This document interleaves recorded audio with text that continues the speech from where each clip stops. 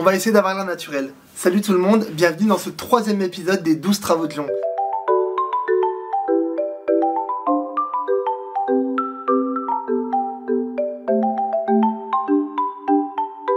Les 12 travaux de Lyon, c'est une série que j'avais commencé en 2015 où je parlais des expériences professionnelles que j'avais eues entre 2015 et 2018, donc maintenant 2022. On y est, bonne année tout le monde. Dans le premier épisode, je vous parlais de mon expérience en tant que téléconseiller chez Air France. Dans l'épisode 2, je vous parlais de façon anecdotique d'une expérience en tant que facteur que j'avais eu pendant plusieurs jours à une période étrange de ma vie. Et dans cet épisode, je vais vous parler de mon expérience dans une boutique de cosmétiques bio.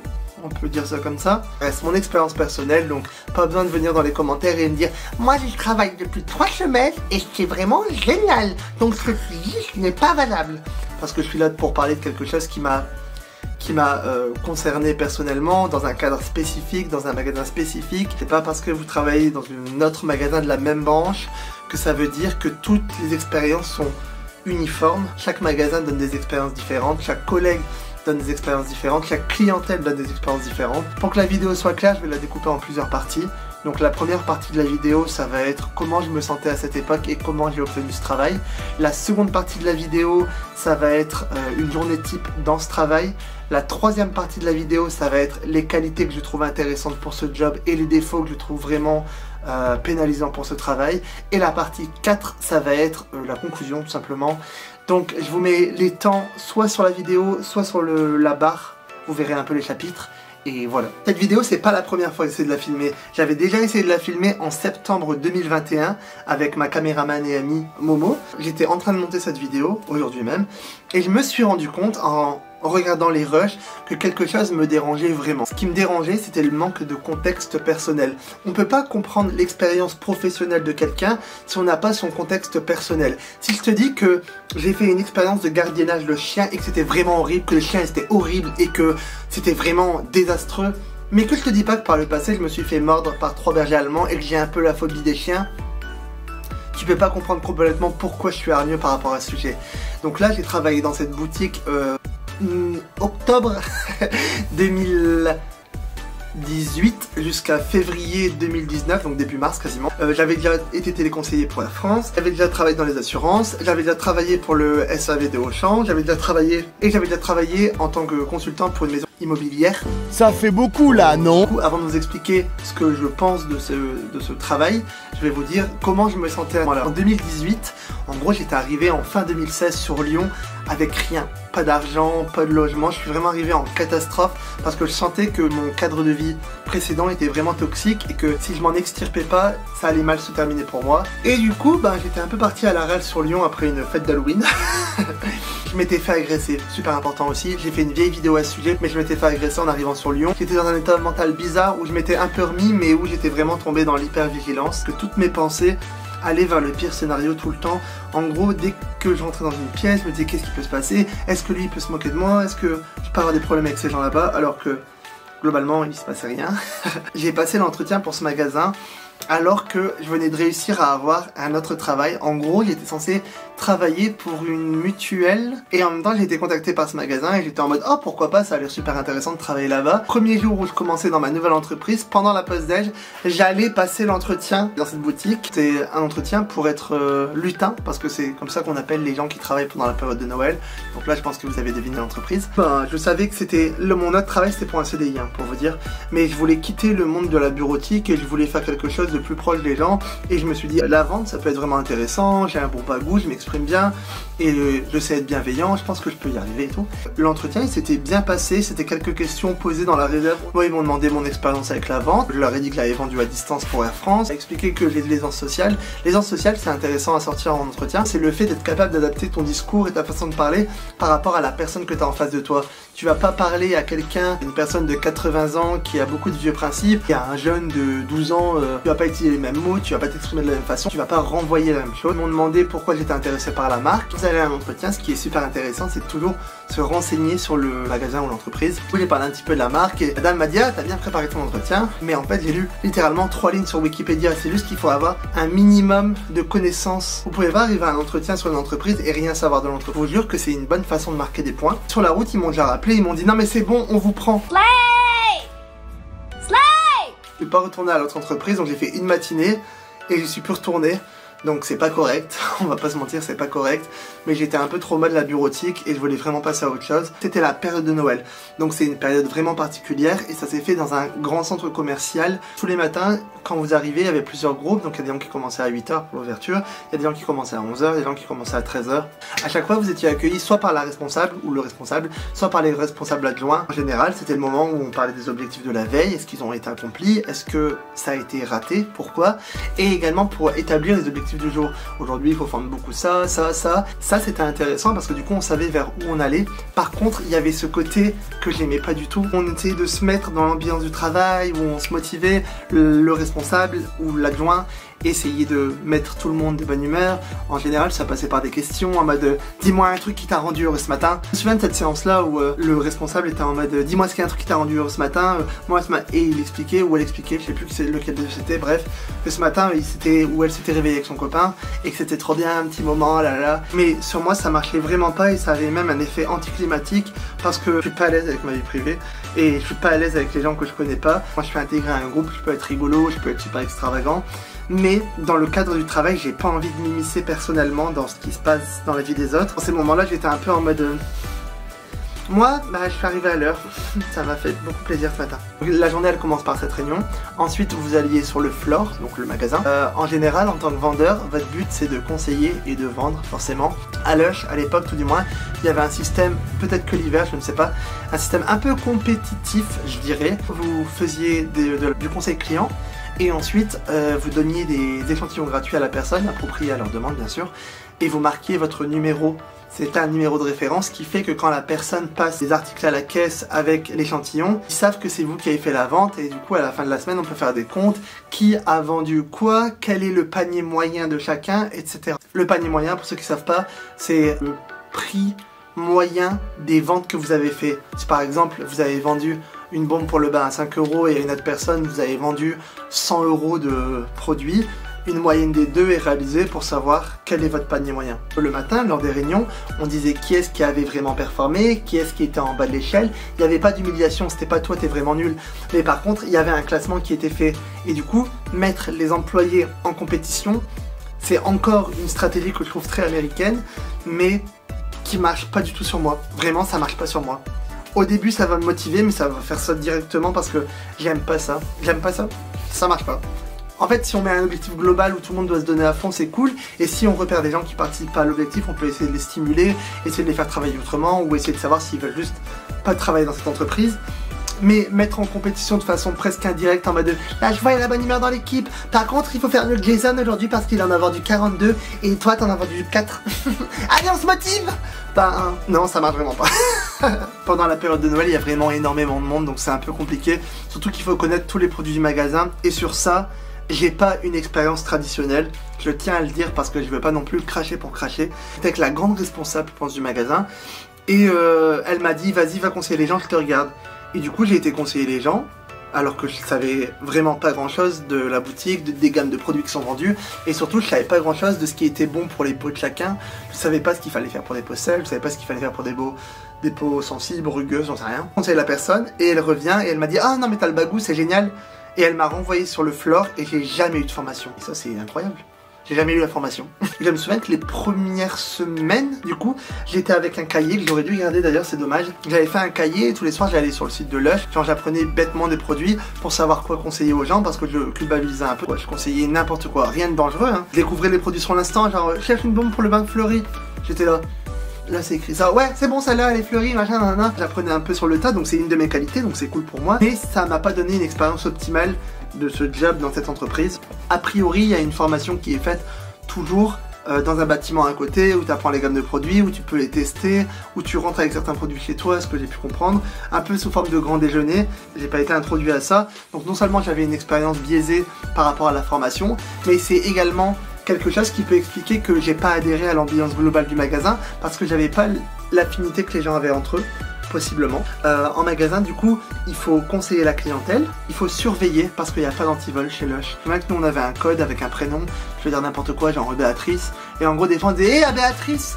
Ça voulait dire il y a un voleur dans le magasin, je l'ai vu. Il faut rangées, il y a des postes différents, je ne sais pas si c'est encore le cas. Il y a un poste de vendeur et il y a un poste de personnes qui font du réassort, donc des gens qui font des livraisons. Je ne sais pas si c'est pareil dans tous les magasins ou si c'est que dans les grands magasins, mais en tout cas, nous on avait ça, donc on n'avait pas trop à faire de livraison, mais on devait quand même faire le réassort, c'est-à-dire réapprovisionner les rayons en cherchant dans le stock en dessous, mais on n'avait pas à faire la livraison.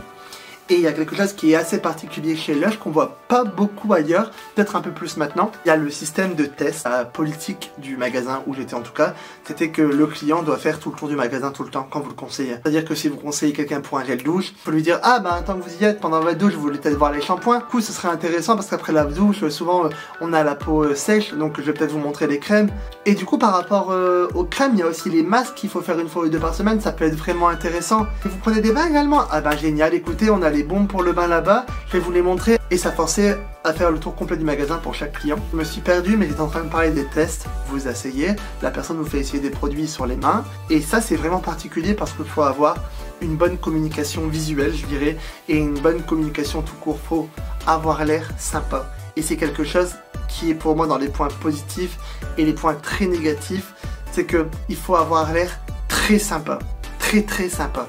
Faut avoir l'air vraiment convivial. Par exemple, j'ai travaillé 3 ans chez Micromania, je vous en parlais dans une autre vidéo, il fallait avoir l'air gentil, plus sympa et prêt à donner des conseils. Chez Lush, je pense qu'il fallait avoir l'air vraiment très sympa, très sympa.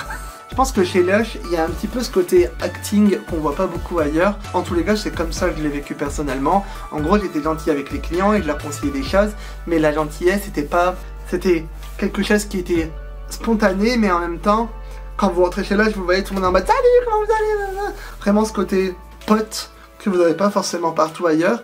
Et du coup, c'était sympa et en même temps, c'était un peu bizarre. Vous touchiez les gens, vous leur parliez. Faut vraiment avoir une bonne communication avec eux et savoir vraiment renvoyer quelque chose de très positif. Et je sais que pour tout le monde, c'est pas facile. Donc ça, c'était vraiment important. Et enfin, il y a autre chose qu'il faut être capable de faire et c'est assez compliqué, c'est les présentations. Chez Lush, pour ceux qui sont accoutumés peut-être, vous êtes déjà rentré dans un magasin Lush et quelqu'un a soudainement commencé à parler très fort pour dire « Mesdames, messieurs, bonjour! Aujourd'hui, on va tester cette bombe pour le bain au citron, c'est la Citrus Party. Donc venez ici, venez! » What is that? Et venez tout le monde, venez voir. Donc je vais la mettre directement dans l'eau et là ça va avoir plein de couleurs, il va y avoir des senteurs. Venez, rapprochez-vous, vous pouvez sentir, d'accord. Et là il y a des collègues qui arrivent. Ah ouais, elle est vraiment bien celle-là. Avec la Citrus Party, on a bien sûr le Citrus Fever pour le visage là-bas au bout. Il faut savoir être capable de gérer une démonstration publique. C'est pas un show en 4 heures clairement, c'est pas un concert de Céline Dion. La journée passe. Ensuite, il y a le ménage. Le ménage chez Lush, le ménage le plus complet que j'ai jamais fait dans aucun magasin. On balayait une fois. Ensuite, on passait un vinaigre, je pense, pour vraiment enlever les taches. Ensuite, on lavait le sol une fois. Et je crois qu'il y avait même un endroit où on passait l'aspirateur. Et après, on nettoie tout. C'était un ménage vraiment complet. Mais je pense pas que je sortais souvent à l'heure. Je parle pas de gros retard de 2 heures. Mais souvent, on sortait 5, 10, 15, 20 minutes après l'heure prévue. Et je trouve ça nul. Et je le pense pas que pour Lush. Je le pense pour tout plein d'entreprises. Si sur un an, tout le monde sort toujours 10 minutes de retard, c'est pas que les gens ils sont pas rapides. C'est que le programme n'est pas bien fait. Si vous voulez que les gens fassent plus pour plus de temps, vous les payez plus. Ça fait peut-être radin ce que je vais dire, mais c'est mon temps de vie que je suis en train d'offrir pour une entreprise alors que il a passé 7 heures. Mais c'est peut-être parce que j'arrive sur mes 30 ans bientôt, mais je ne veux pas donner mon temps libre aux entreprises. Chez Lush, c'était pas beaucoup, chez Micromania, c'était bien plus. Mais je ne veux plus donner mon temps libre sans être payé. C'était la journée basique chez Lush et maintenant, je vais vous parler des qualités nécessaires à mon avis pour moi et des défauts qu'il faudrait mieux ne pas avoir pour faire ce genre de métier. Pour moi, une qualité importante pour ce genre de travail, pour cette entreprise en particulier et peut-être des entreprises comme Apple par exemple, il faut être capable de se vendre très souriant et très bienveillant. Je pense que c'est vraiment le genre d'entreprise où il faut forcer un peu le trait, il faut être capable d'en rajouter un petit peu, mettre cette petite couche en plus qui fait la différence par rapport aux autres enseignes et il faut en être capable tous les jours, tout le temps quand vous êtes sur le magasin. C'est compliqué, il y a des jours où t'as pas envie d'être en mode bonjour, comment vous allez? En termes de vente, il y a une technique qui s'appelait le compliment sincère. C'est utiliser quelque chose de gentil que vous donnez à quelqu'un pour ensuite l'alpaguer vers l'avant. Un petit sentiment de culpabilité des fois d'arriver vers quelqu'un en mode oh non mais trop bien, nanana, et après d'être en mode Venez voir, je vais vous montrer un truc. L'aisance sociale, comme j'en parlais tout à l'heure, c'est être capable de s'adapter à tous les niveaux sociaux, être capable de s'adapter à tous les comportements de clients et savoir répondre de la meilleure façon pour introduire le client vers toi et vers l'enseigne pour laquelle tu travailles. Donc vraiment beaucoup de communication. Après, il faut un certain sens de l'organisation. Il faut avoir ce qu'on appelle une vision périphérique, c'est-à-dire bien voir comme ça. On a rapidement tendance à être comme ça, oui bonjour nana, et pas voir ce qui se passe autour. Et dans un d'enseigne, c'est pas possible. Il n'y a pas de sécurité, il n'y a pas d'antivol. Il faut que vous ayez un regard constant sur tout pour être capable de voir si quelqu'un n'est pas conseillé depuis un moment, voir si quelqu'un a besoin d'un second conseil, voir si un rayon a besoin d'être réarrangé ou rempli, et voir s'il y a un voleur qui est en train de se casser. Enfin, ça, on n'en parle pas assez, mais vous faites aussi security guard dans la plupart des métiers de la vente. Hein. Et sinon, en termes de qualité, je dirais qu'il faut également être capable de se mettre à l'avant. C'est-à-dire qu'il n'y a personne qui va te dire « Hey Jonathan, tu peux aller faire une démonstration avec une bombe pour le bain ?»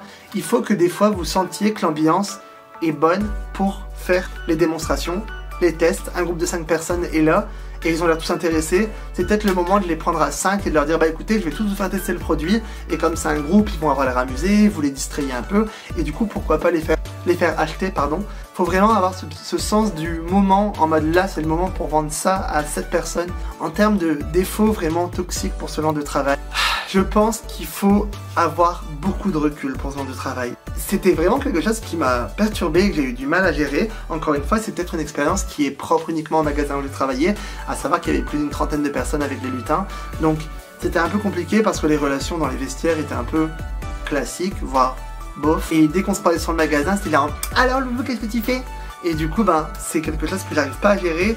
Mon cerveau, il n'arrivait pas à trier l'information et du coup, j'avais des relations trop bizarres avec mes collègues. Il y a des gens que j'appréciais, mais globalement, j'étais pas à l'aise avec mes collègues du tout. Avoir beaucoup de patience parce que c'est dur de toute la journée garder cette espèce de sourire jusqu'aux oreilles et d'être capable de conseiller les gens. Il y a énormément de personnes, surtout dans la période de Noël dans laquelle j'ai travaillé. Il faut vraiment être capable d'avoir un self-control et une gestion de ses humeurs très très bonne, à mon avis en tout cas. En dernier point, je pense que c'est vraiment super important d'aimer la marque. Pas complètement, pas être à donf, mais je pense que c'est important d'avoir un intérêt réel pour ce que fait l'entreprise pour laquelle vous travaillez, parce que si vous aimez pas ce que vous vendez, c'est super dur de s'y intéresser pour pouvoir vendre. Si vous aimez pas ce que l'entreprise vend, si vous n'êtes pas intéressé à vendre ce que vous allez vendre, ça sert à rien. Vraiment, ça sert à rien. Si vous cherchez un travail sur le long terme, travailler pour une entreprise qui vous plaît. Et du coup, pour conclure mon expérience personnelle, qu'est-ce qui fait que je suis pas resté dans l'entreprise?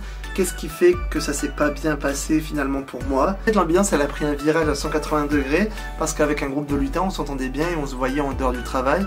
Et du coup, j'ai l'impression qu'avec cette Catherine et avec quelques personnes autour qui étaient un peu malveillantes, peut-être jaloux du fait qu'on s'amuse bien en dehors du travail, et du coup on a commencé à se faire casser un peu à droite à gauche souvent, et moi je sais que du coup j'adhérais de moins en moins à l'équipe, et il y a eu quelques moments marquants, comme la fois où je suis pas allé à la fête d'entreprise parce que en fait je voulais y aller, mais il y a une fille dans la journée qui m'a dit tu sais, avec tes cheveux verts et ton look tu vas sûrement pas rentrer. Et ça m'a fait peur, et en fait du coup je suis pas allé parce que je voulais pas me ridiculiser. Le lendemain je me suis fait gronder en mode ça m'avait saoulé. La dernière fois que j'ai parlé avec la responsable, elle m'a dit que je cachais bien mon jeu, que j'étais quelqu'un de fourbe et tout. Et je me suis dit, mais de quoi elle me parle? J'ai vraiment l'impression que les gens ils se sont montés la tête les uns les autres. Donc je sais pas à qui est la faute, et ça m'intéressait pas plus que ça de savoir. Terminer mon contrat et basta. Je suis pas du genre à me battre pour essayer de garder ma place, pour essayer de m'affirmer. Genre si ça se passe pas bien, je m'en vais parce que ça veut dire que c'était pas la bonne équipe et que c'était pas un endroit fait pour moi. Du coup, c'est la fin de l'épisode 3. J'espère que ça vous a intéressé. En commentaire, racontez-moi votre expérience. Je prendrai l'une d'entre elles ou plusieurs, et en fin de vidéo, je les lirai et je les commenterai. Donc voilà. Et n'hésitez pas à mettre votre expérience personnelle. Et si vous voulez que j'en parle, mettez l'emoji goutte d'eau. Voilà. Comme ça, au moins, ça veut dire que vous m'avez mis une expérience et que vous voulez que j'en parle. Si vous travaillez dans cette entreprise, que vous y avez travaillé ou qu'on a travaillé ensemble, vous pouvez m'en parler également. À savoir que moi ça fait 5 ans que je suis plus dans l'entreprise et que du coup ça m'intéresse plus vraiment d'en parler. Donc vous pouvez me raconter un peu comment ça se passe pour vous et j'essaierai d'y réagir en répondant à vos commentaires. J'ai quelques vidéos déjà prêtes que je vais essayer de sortir au plus vite donc stay tuned. C'est le Jean du futur, il est 19h, j'ai fini de monter la vidéo et je me rends compte que j'ai pas dit au revoir décemment.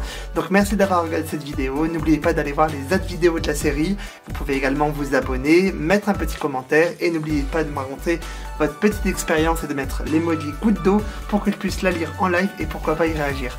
Voilà, passez une bonne journée, une bonne soirée, merci pour ce long temps que vous m'avez accordé et à bientôt je l'espère. Bisous!